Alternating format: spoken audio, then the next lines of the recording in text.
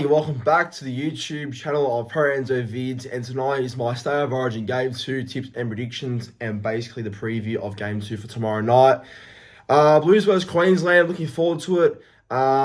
Blues, if you win tomorrow, far out, we've got the whole series wrapped up, baby. But look, I'm sure Queensland will be better than Game 1. Big changes by Billy, and we'll see if it actually benefits them at all, but Queensland obviously have never won in Perth.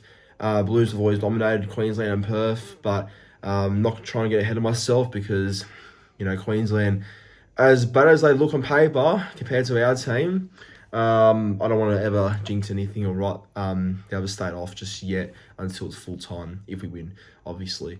But as always, like, comment, and subscribe to the channel, and currently at 5,423 subscribers. So that goal of 5,400 was obviously cracked a couple of weeks ago now. So appreciate all the new support.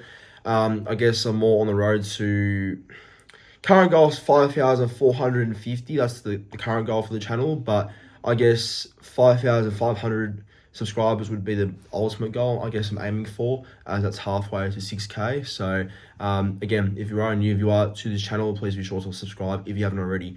But let's get into it. My State of Origin Game 2 preview. What New South Wales would have learnt from Game 1? Okay, look, they won obviously, so they probably learned that they were the better team. That's, I guess, a good start to it all. But what they probably learnt was that they exploited Queensland's forward pack pretty easily. Like the impact of Mitch Barnett and Payne Haas really killed the Queensland forwards pretty easily, and that limited their opportunities to do anything. And I think we did a very good job of shutting down Daly Cherry Evans, who's been dropped by Queensland, and Cameron Munster. Both of them are the key to giving Queensland points. And I feel like our back rows like Angus Crichton and Liam Martin, they all defensively held at their own ground really well, and that really stopped the halves of Queensland creating any opportunities and having something to play on the back of, like their forward pack getting dominated by our forward pack. So obviously when that happens, Queensland lack creativity like a normal NRL club would if your forwards dominate the game, which I thought they did. And we shut down the key players like DCE, Hammer, Munster, Holmes and Ponga, you name it. So obviously we just did the right thing in shutting down those key players and key aspects of the game. So that's a big plus for the Blues there. I feel like even though we dominated the game pretty much for most of the game anyway, I think Queensland never had that never say die attitude towards some points of the game. So I think hopefully the Blues would understand coming into Game 2, it's more likely that they're going to try and get a win this time around, just because we beat them at their own home ground in Game 1 of Origin by a pretty good margin, I guess you could say. And the way that we played against them, they obviously would be hurting after losing to the Blues at Suncorp like that in the first game. So hopefully the boys haven't got complacent and will still take Queensland on as a real tough team to play and stay. I think we learnt that we can just target their good players, and that pretty much shuts down the whole Queensland team, to be honest. So be relentless, be ruthless, and just be consistent. That's how Blues win. What Queensland would have learnt from Game 1? Okay, well, obviously I'm not in their camp, but I'm assuming one thing they would have learnt was that they got, like I said before, got decimated by the Blues forward pack, really run down by the big bodies and mobile bodies of Angus Crichton, Liam Martin, Payne Haas, Barnett, you name it. They probably learned that, I guess, there's, things that go to change in their team, whether it's for the better or not. Like, I'll get into the team changes in a second very soon, but, obviously they've shifted their whole forward pack pretty much. Like, a lot of changes with who's starting, who's off the bench, who's been dropped and whatever. So they've obviously learnt that they're going to try and make a forward pack that can compete with the Blues forward pack a lot better in Game 2. So I think Billy Slater's definitely play around with his pack, seeing if that can be a benefit of those changes, if any of them work in Game 2. But I guess as well, it seemed, I noticed this actually, that Billy Slater has moved Hamiso to the wing and Valhome to the centres. So obviously he's understood that, Critter dominated Hammer in the centres, And I don't think Hammer's the strongest defensive type of player. He's more of just an explosive player, to be honest, at the back of the footy. But he's put Val Holmes there now, so I'm assuming Val will tackle Critter, who, I mean, look, Val does have his defensive deficiencies, I think, but I think he probably goes a bit better against Critter just because Val is more of an experienced campaigner and has played centre more regularly than Hamiso. So I think Hammer on the wing, where he gets a bit of space and uses his speed a lot better, could actually work out well. So yeah, obviously Billy Slater's identified key parts of his team that need to be fixed, like the forward pack and the back line a bit as well. So and the halves pairing, which is obviously a big change, dropping Daly Cherry Evans for Tom Dearden. So yeah, he's obviously given it his last best shot. Roll the dice and see how the moves go, I guess. So yeah, I think Billy Slater's learned that he's going to change his team in game 2.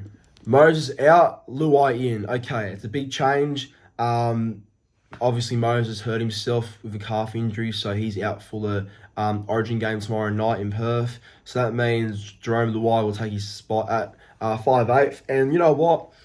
We probably couldn't have asked for a better replacement like Jerome Luai, to be honest, because Luai is the best replacement out there, I think, compared to other options like Matt Burden and I guess I don't know who else is there, but obviously there is someone else. But on Nico Hines, like Luai is the best option we could probably pick, to be fair. Luai and Moses won the series for us last year as the halves pairing. Can't see why Luai can't step up in this Origin arena yet again. Him and Nathan are reunited soon, which is obviously cool to see, but also both are champion players and both are a champion halves pairing. Go look at the history together. Been to 5 grand finals together, won 4 premierships in a row together. So, I mean, the history and the success is all there. And they won a series. Oh, have they won a series together? No, I don't think so. But they do have a chance if Luai stays in game 3, obviously, and Cleary stays fit.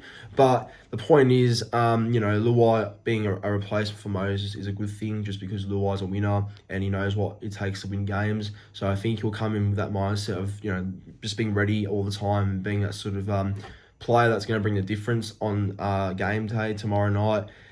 Because 5'8" is a critical role. Like, obviously not the main role like Cleary is at halfback, but it's still a role where you got to be always on the ball and always looking to set up plays out the back and just being on your toes all the time, which Luai normally is. He's always on his toes, ready for the next play and ready for whatever's going to come his way. So I like that mentality about Luai. Like, he's always prepared for anything that comes his way and he's ready to take it on like a big challenge. So that's why Luai suits the Origin arena very well. And I'm keen to see Luai and Cleary go at it tomorrow night. I think them two are a great halves pairing, as we all know. Losing Mitch will hurt, but you couldn't have asked for a better replacement like Luai, like I said. Here we go, the big changes that Billy Slater has now made. So he has dropped Carrigan to the bench. He has now started Trent Liero at lock. He has dropped Jeremiah Nanai to the bench. And I believe he has started... he's brought Kurt Capewell back. And Kurt Capewell, to be fair, has been in great form for the Warriors. So I think Capewell deserves his spot. Whether it's starting over Nanai or not, I don't know. But we'll see how Capewell goes tomorrow night. And we'll see if that change of having Nanai off the bench will do Queensland any good. And yes, the biggest one out of them all, dropping your own skipper, your own halfback, your own leader, for Tom Dearden, who isn't really a halfback just yet. Like, Tom Dearden obviously is a very talented player, but he's not a leading 7 just yet. Like, not like a dominant 7 that can control a game. I don't think just yet anyway.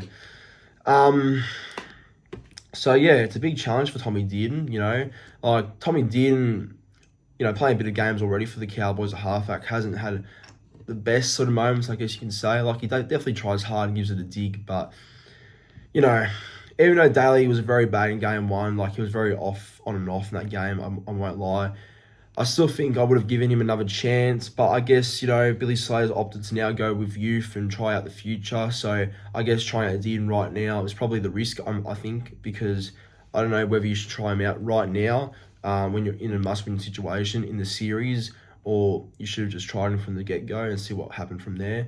But look, I don't know. I think Billy Slater, in a way, has made the right move just because Tom Dearden is the future. Daly is now 36 and he's no longer the future of Queensland at all. But he was the skipper, was the captain. So, and it wasn't one of the most experienced campaigners in that Queensland team. So we'll see how much of a loss he is. May not be a loss at all, but maybe it could just because of the leadership he brought. But Tom Dean, good luck to him. Or actually, no, I shouldn't be saying that. Whoops. But yeah, we'll see how he goes. Like, obviously, Tommy Dean, I'm not sold on him as a controlling 7 just yet, but we'll see how he goes tomorrow night and how he leads that Queensland team. But yeah, look, as for like Trent Loiero starting, well, Trent Loiero has not done anything to guarantee himself a start. Like Pat Carrigan, has just moved back to lock and the other week against the Titans, and he was excellent there. I think his form's been great. Like not a prop, but at lock it's been good. That's his preferred position anyway. So I don't know if Billy should have done that one. To be fair, like you still got buddy Mo Fotuaika starting, who made like 36 meters last game. So I don't know how Mo Fotuaika keeps his starting spot compared to someone like Pat Carrigan, who's playing his best position and was actually quite good in the first game of Origin. But I don't know. We'll see what Billy does. I'm not there. I'm not the coach, so that's Billy's call. But yeah, I think picking Mo Fotuaika, who added nothing in that first game, it's really, really weird. Yeah, and as for Trent Loiero, like Trent Loiero, it may be solid, but I'm yet to see anything by him. I don't get his hype. Like, he's obviously a solid player, but his discipline's very bad. Always gives away cheap shots. And even Melbourne Storm fans get bloody brain aneurysms from watching him play just because his discipline's so bad. So, yeah, we'll see what kind of impact he brings tomorrow night starting, but I'm yet to see the best of Loiero, to be fair, to guarantee him a starting Queensland spot. But yeah, obviously Lindsay Collins is back. That's a big in for Queensland, having Collins back, so that helps a lot. And Kurt Mann on the bench as well. Well, I think Kurt Mann's a solid in for Queensland. Like, he's been very consistent for the Bulldogs for the last year or so. And, he's debuting late as a Queenslander. He's like 32 now, Kurt Mann. But hey, as I say, better now than ever. So I guess, yeah, good on him, Kurt Mann. Hope he goes well. I shouldn't be saying that. I said it twice now. Far out. But I like Kurt Mann as a player, so I hope he does fit into that Queensland role, for his sake really well, because he hasn't played Origin ever and he's been always amongst that but never has cracked it. So we'll see how he goes tomorrow night. But don't go too well, Kurt. But yeah, it's big changes by Billy, so we'll see if any of it works out. But my tip and prediction for tomorrow night, I am going to back the Blues to win. I think the Blues will, rack the series up and they will, take the series home. So I'll go the Blues to win tomorrow night. Let's go Blues to win 38 points to 16. First try scorer, give me, let's go.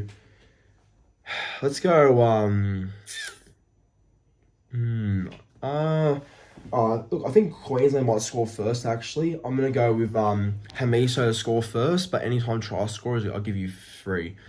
I'll go anytime, Latrell Mitchell, Angus Crichton, and I'll also go with Robert Toya to score anytime as well. Yeah. So, look, I think, Blues to win well tomorrow, I hope anyway, and I'll go Blues 13 plus tomorrow night in Perth. So, see what happens. But look, go the Blues, see what happens tomorrow night, and it should be a good game of footy as always Origin is. So bring it on, looking forward to it. But thank you for watching. Make sure to like, comment, and subscribe to the channel, and have a good rest of your night.